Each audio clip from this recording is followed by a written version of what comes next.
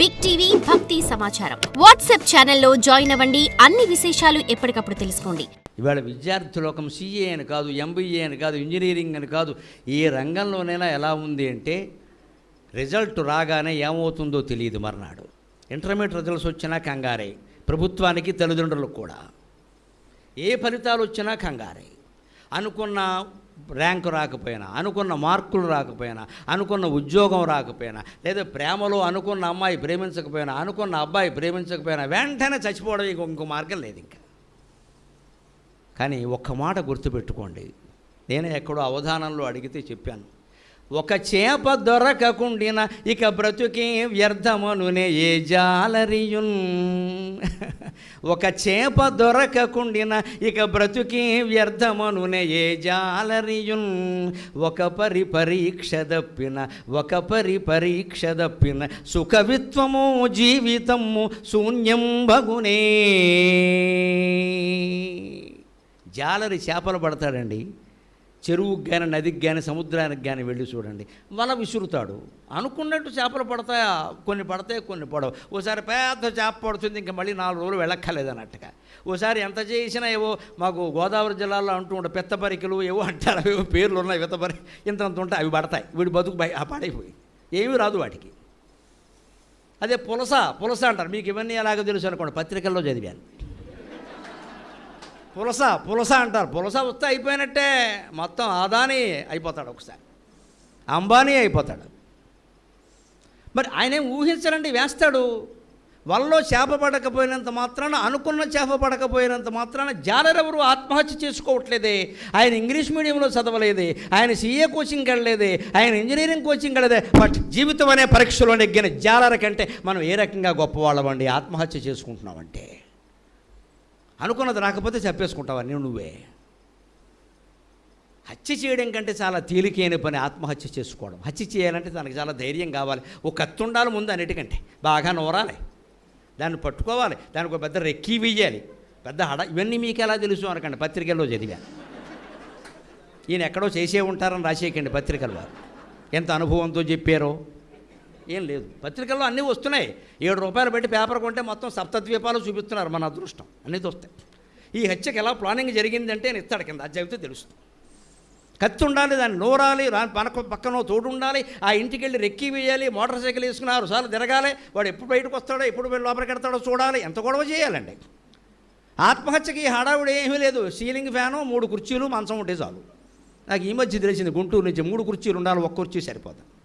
మంచం మీద 3 కుర్చీలు వేశారు, పైన ఫ్యాన్ వేసారు, వెళ్ళిపోయారు. సరిగ్గా సరిపోవాలి, 3 కుర్చీలు ఉండాలన్నమాట. అంటే చచ్చిపోవాలంటే ఏముంది, బెడ్రూమ్ ఎలాగో ఉంది, మంచం ఉంది, 3 కుర్చీలు అక్కడ పెట్టుకుంటే ఫ్యాన్ ఎలాగో ఉంది, పోవచ్చు, ఎప్పుడైనా పోవచ్చు, సులువు. ఇందుకోసమైనా జీవితం భగవంతుడు ఇచ్చింది. 3 కుర్చీలు ఫ్యాన్కి అంకితం చేయడానిక. బతికి నువ్వేమిటో నువ్వు నిరూపించుకోవాలి, కానీ చనిపోవడం ఏంటండి. అది ఒక చేప దొరకనంత మాత్రాన ఏ జాలరి ఆత్మహత్య చేసుకోవడం లేదే. ఒక్కసారి పరీక్ష పోతే మనం ఎలా చేసుకుంటామండి. ఇంకో పరీక్షలు లేవు. ఆయన పరీక్ష జీవితంలో అంత గొప్పదా? ఇది కాకపోతే ఇంకోసారి రాస్తాం, ఇంకోసారి ఫెయిల్ అవుతాం, ఇంకోసారి పాస్ అవుతాం. జీవితం అనే పరీక్షలో నెగ్గడం ముఖ్యం. కానీ ఈ మామూలు పరీక్షలు ఇవెంతసేపు అండి, దీని గురించి ఎవ్వరు అటువంటి ఆలోచనకి పోకూడదు. పైగా మన సంప్రదాయ సాహిత్యంలో ఏ ఒక్క పద్యం విన్నా మనం అటువంటి పని చెయ్యం. ఉరివే యజూతువా ఉయ్యాలలో నుండి తల్లి నేర్పిన మనోధైర్యమునకు. భారతీయ విద్యార్థులు, తెలుగు విద్యార్థులకి ఆత్మహత్య ఆలోచన వచ్చిందంటే ఈ మాట గుర్తు చేసుకోండి, మీరు ఆ ప్రయత్నం విరమించుకుంటారు. ఉరివే యజూతువా ఉయ్యాలలో నుండి తల్లి నేర్పిన మనోధైర్యమునకు. మృత్యువందింతువా ఏండ్లు పోరాడిన జాతి నేతల యశశ్చంద్రికలకు. మృత్యువందింతువా ఏండ్లు పోరాడిన జాతి నేతల యశశ్చంద్రికలకు. చావు లిఖింతువా సంప్రదాయ సుగంధ బంధురాంధ్ర కవీంద్ర పద్యమునకు. విషపాత్రనిత్తువా వేద వేదాంత సచ్చాస్త్ర పురాణాది శస్త్రములకు. ఒక పరీక్ష తప్పిన ఓ చదువరి, ఒక పరీక్ష తప్పిన ఓ చదువరి. ఉరికి సిద్ధము కాకుము గురికి సిద్ధపడుము. ఒక పరీక్ష తప్పిన ఓ చదువరి, ఉరికి సిద్ధము కాకుము గురికి సిద్ధపడము పడగొట్టుదాక వెంకడుగులేదు సకనముండిన చాలు సకనముండిన చాలు నిశ్చయము జయము.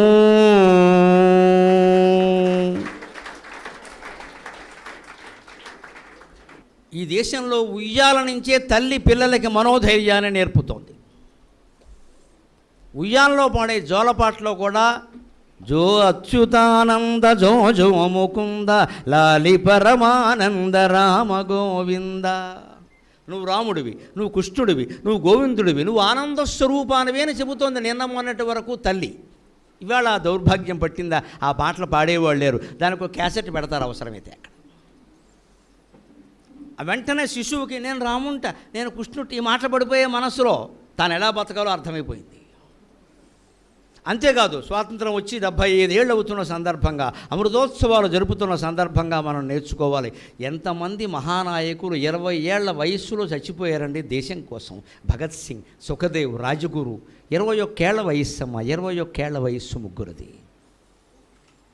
తమిళనాడు మహారాణి వేలు, రాణి వేలు అంటారు.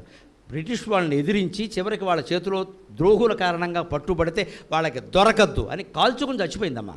కాల్చుకుని చచ్చిపోయింది. ఏం ఆశించలేదు ఏ పదవుల్ని, ఏ పీఠాలని.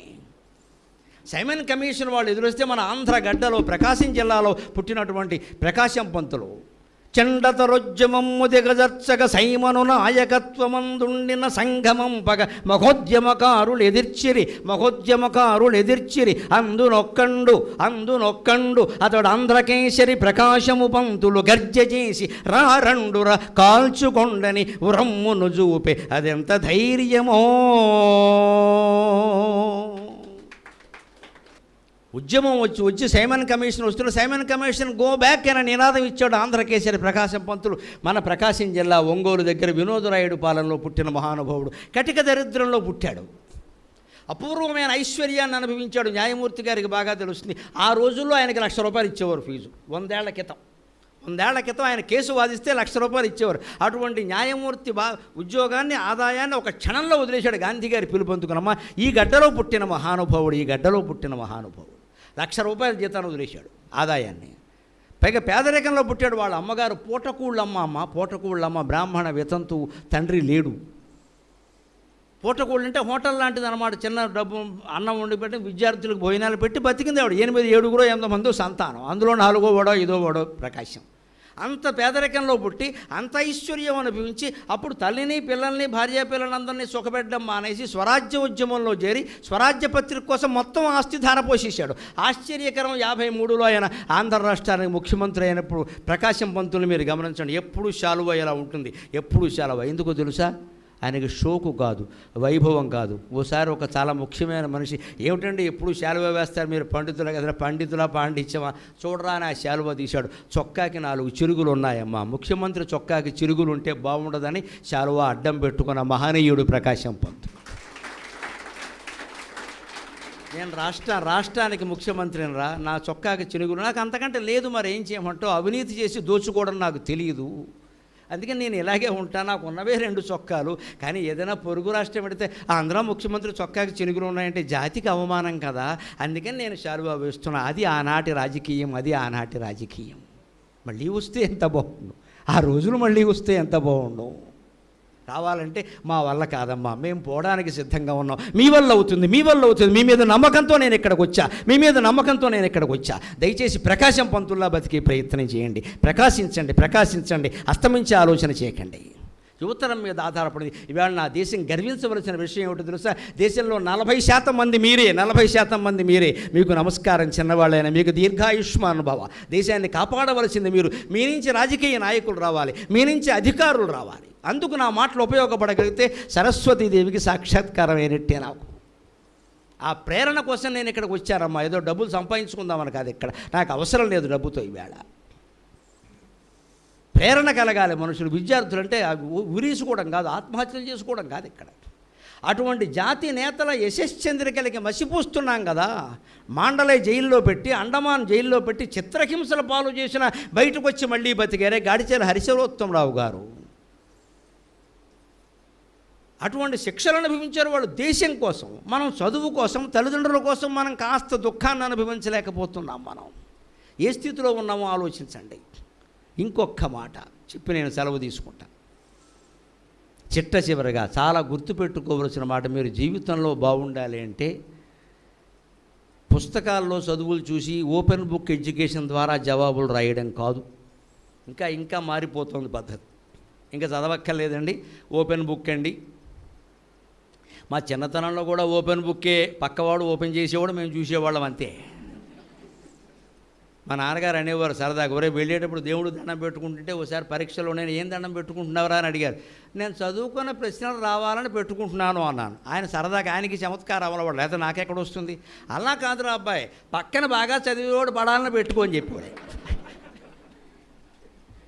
పక్కన బాగా చదివేవాడు పడాలని పెట్టుకోరా, వాడిని కాస్త మోచే బేకెత్తమని లాగించేయని వాడు. ఆయన కొడుకు మార్కులు రావడం ఆయనకు కావాలి, మరి ఇంక మిగిలిన ఆయనకి ఎందుకు పితృప్రేమ. ఆయన సరదాగా అనేవారు, అలా పెట్టుకో, అలా అదేమిటి నాన్నగారు తప్పో ఒప్పో దేవుడు ఇస్తాడు కదరా పెట్టుకో అనేవాడే. ఓపెన్ బుక్ ఇవ్వడం వస్తుంది రాబోతుంది మొత్తం నిజమే, వెతకడం కష్టమే, అందులో వెతకడం కష్టం ఉంది. కానీ దానివల్ల ఏమవుతుంది, ఇవాళ మీరు చాలా విషయాలకి గూగుల్లో వెతుకుతున్నారా లేదా?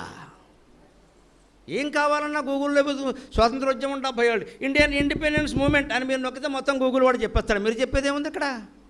దాన్ని చూస్తారు, చదువుతారు. వీళ్ళు ఆశ్చర్యం, సత్యనారాయణ వ్రతం చేయిస్తుంటే పురోహితులు ఫోన్ దగ్గర పెట్టుకుని అచ్చింది ఆయన మహా బుచ్చింది ఆయన మహా, కర్మ కాలిపోయింది దేశానికి, కర్మ కాలిపోయింది దేశానికి. పోనీ విష్ణు సహస్రమో లలితా సహస్రమో 1000 నామాలు ఉంటాయి, మీరు పుస్తకం చూశారంటే తప్పు లేదండి. మామూలుగా చేయించే వినాయకుడు పూజకు ఫోన్ చూస్తావా? చేయించలేవా ఫోన్ చూడకుండా? పురుష సూక్తం స్త్రీ సూక్తం పురోహితులకు రావట్లేదండి. మొన్న ఒక చోట మాకు సంబంధించినట్లు మా బంధువులు ఇంటోనే జరిగితే నేనే ఆశ్చర్యపోయి ఎదురుగా ఉండి అక్కడ అంతే, మొత్తం బ్రాహ్మణుల దగ్గర నుంచి ఏ వర్ణం వారైనా సరే మొత్తం అంతా పుస్తకాలు చూడటమే. చాణక్యుడు అలా చెప్పాల, పుస్తకస్థాతుయా విద్యాపనహస్తగతం ధనం కార్యకాలే సముత్పన్నే నసా విద్యా నతద్ధనం. ఏదైనా అడిగితే వెంటనే జిహ్వాగ్రంలో ఉండాలి, జవాబు చెప్పాలి. పుస్తకం చూసి చెప్తా I will refer the book and tell tomorrow అంటే నువ్వు పనికిమాలిన వాడివని అర్థం. అక్కడ రెఫర్ ది బుక్, నీకు ఆ బుక్ దొరకాలి కదా, నువ్వు రెఫర్ చేయాలి కదా, అసలు రేపటి వరకు నువ్వు బతుకుండాలి కదా. రెఫర్ ది బుక్ ఏమిటండి, జిహ్వాగ్రంలో లేదా చెప్పలేవా? ఇంత ఉపన్యాసానికి తయారవ్వాలమ్మా. నేను చదివాను, చాలా శ్లోకాలు చదివాను. ఏం చేశానో తెలుసో, మొహమాటం లేకుండా చెబుతున్నా. మీరు నా పిల్లలు లాంటి వారు. వారం రోజులు బట్టి ఆ పుస్తకం చదివా, నా సమయం నేను కేటాయించుకున్నా, అందులో మళ్ళీ నోట్స్ తయారు చేసుకున్నా, అందులో ఇంపార్టెంట్ శ్లోకాలు ఏవో వెతుక్కున్నా, అవన్నీ పొద్దున్న కారులో వస్తూ కంఠస్థం చేసి ఇక్కడ మీ దగ్గర ఏమీ లేకుండా మాట్లాడుతున్నా. గాలి ఏం పోగేసుకు రాలేదు ఇక్కడికి. చెప్పవలసిన శ్లోకాలేవో అందులో పైగా నేను గుంటూరు వాతావరణం, సీఏ విద్యార్థులు, నేను ప్రత్యేకం ఫోన్ చేసాడుగా అమ్మాయిలు ఉన్నారా అని అడిగాను. నేను ఉంటే అమ్మాయిలకు సంబంధించిన విషయాలు రావాలి, లేనప్పుడు అనవసరం. ఆ ముందు 3-4 వరుసల్లో వాళ్ళే ఉంటారు, ఊరికి సమాచారం కోసం అడుగుతున్నానండి. నా ఉద్దేశం ఇది. అమ్మాయిలు ఉన్నారు అంటే చాణక్యుడు స్త్రీల గురించి, ఆకర్షణల గురించి, చదువుల గురించి ఏం చెప్పాడో నేను చెప్పాలి, లేకపోతే అనవసరం కదా. దాన్ని నిర్ణయించుకోవాలి ముందు. అవి తయారవ్వబట్టి కారులో కూడా కంఠస్థం చేసుకుంటూ చదువుకుంటూ రాబట్టి ఇవాళ ఇంతమంది పెద్ద అధికారులు, మహానుభావులు, నాకంటే వయస్సులో, జ్ఞానంలో, అధికారంలో, అనైశ్వర్యంలో అన్నిట్లోనూ పెద్దలు ఉన్నప్పటికీ మా అమ్మ దయవల్ల నిర్భయంగా, నిస్సంకోచంగా మాట్లాడగలుగుతున్నానే. జ్ఞానం కారణం, ఇంకే కారణం లేదు దీనికి. కృషి కారణం. ఆ కృషి చేయండి, ఆ కృషి చేయండి. పుస్తకంలో ఉందని మాట్లాడకండి. ఇంకో మాట చెబుతున్నాడు ఆయన, పరహస్తగతం ధనం. డబ్బు ఎక్కడ ఉండాలండి? మన జేబులో డబ్బు ఉంటే, మన పర్సులో ఉంటే, పోనీ మన బ్యాంక్ అకౌంట్లో ఉంటే తీసుకుంటామండి. అంతేకాని ఆ రెడ్డి గారికి ఇచ్చామండి, రేపు పొద్దున ఆయన 10,000 ఇస్తాడండి, అందులో మీకు 3,000 ఇస్తానంటే ఆయన నీకు ఇవ్వాలా? అందులో 3,000 ఇవ్వాలా? జరిగే పనేనా ఇది? ఇంతవరకు అందరూ బతుకుండాలా వద్దా? నీ దగ్గర ఉంటే ఇస్తామని చెప్పి. అంతేకాని రేపు ఎప్పుడో ఆయన ఇస్తాట, వారం రోజుల తర్వాత రమ్మంటే జరిగే పని కాదు ఇది. పరహస్తగతం ధనం కార్యకాలే సముత్పన్నేన సా విద్యా నతద్ధనం. పుస్తకంలో ఉన్న విద్య, ఇతరుల చేతుల్లో ఉన్న డబ్బు సమయానికి పనికిరావయ్యా. విద్య అంటే నీ హృదయంలో ఉండాలి, నీ మనస్సులో ఉండాలి, నీ మేధాశక్తిలో ఉండాలి, నాలుక చివర ఉండాలి. సరస్వతీదేవి బ్రహ్మదేవుడు నాలుక చివర ఉంటుందంటారు. అంటే అర్థం ఏమిటి? ఆయన విద్యావంతుడు, ఆయన మేధావి, ఆయన బ్రహ్మ, ఆయన వేద. సరస్వతీదేవి మన నాలుక చివర ఉండాలి. అంటే మనం కంఠస్థం చేయాలి, ఖచ్చితంగా ధారణ చెయ్యాలి, గుర్తు పెట్టుకోవాలి, అవగాహన చెయ్యాలి. అటువంటి ప్రయత్నం చేద్దాం పూర్తిగా. పుస్తకాల్లో విద్య కాకుండా దాని సారాన్ని గ్రహించేటువంటి ప్రయత్నం చేద్దాం. అటువంటి ప్రయత్నం చేసి మీ జీవితాలను మీరు కాపాడుకోవడానికి, ముఖ్యంగా ఎట్టి పరిస్థితుల్లోనూ నిరాశ నిస్పృహలకు లోను కాకుండా ఉండడానికి నా ఈ ప్రసంగం ఏమాత్రం ఉపయోగపడినా నేను ధన్యుణ్ణి. నాకు ఈ 4 మాటలు నేర్పిన మా అమ్మ ధన్యురాలు. స్వస్తి. For more videos like this, subscribe Big TV channel.